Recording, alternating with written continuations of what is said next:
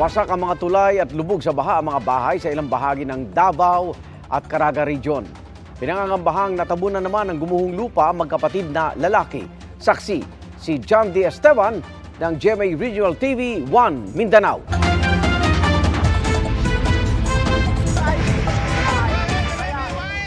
Sa bilis at lakas ng pagragasa ng tubig, gumuho at natangay ang bahagi ng tulay na ito sa Caraga, Davao Oriental. Umangat din ang tubig hanggang sa tulay kaya bawal muna itong daanan.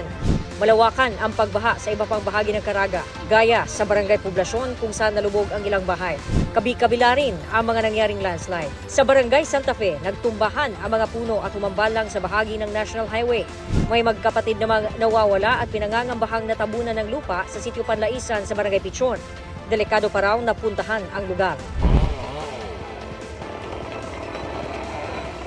Sa bayan ng Lupon, nabuwal ang malaking punong ito nang lumambot ang lupa. Napuruhan sa pagbagsak ng kahoy ang isang SUV. Ligtas naman ang tatlong sakay nito. Medyo lalom na ang tubig dito, na-stranded mi aning natumba ng lubi, akaning kahoy. Saon man ni Ron?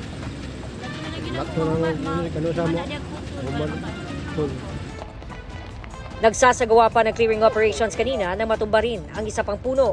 Nagmukha namang ilog ang kalsadang ito sa Kabantian, Davao City dahil sa baha. Ingat tayo guys.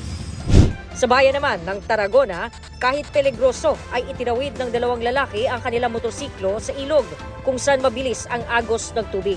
Ganito na raw ang sitwasyon mula nang masira ang dating dinaraan ng Limot Bridge dahil sa pagragasa ng ilog noong January 18. Hindi pa makumpuni ang tulay dahil sa masungit na panahon.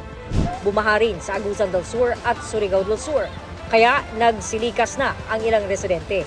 May nag-evacuate na doon sa mababang talaga, yung floodplain. Total of 29 barangays, may 6,640 families na. Ang iba ay nasa mga relatives para sa evacuation center.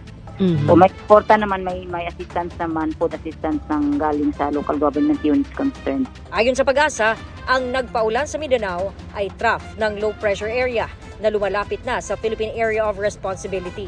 Sakaling matuloy ang pagpasok nito sa PAR, ay maaari itong mag-dissipate o malusaw sa mga susunod na araw.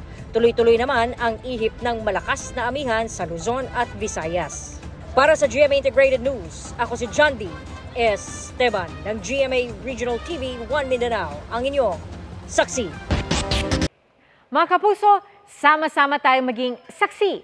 Mag-subscribe sa GMA Integrated News sa YouTube at para sa mga kapuso abroad, samahan niyo kami sa GMA Pinoy TV at sa www.gmanews.tv.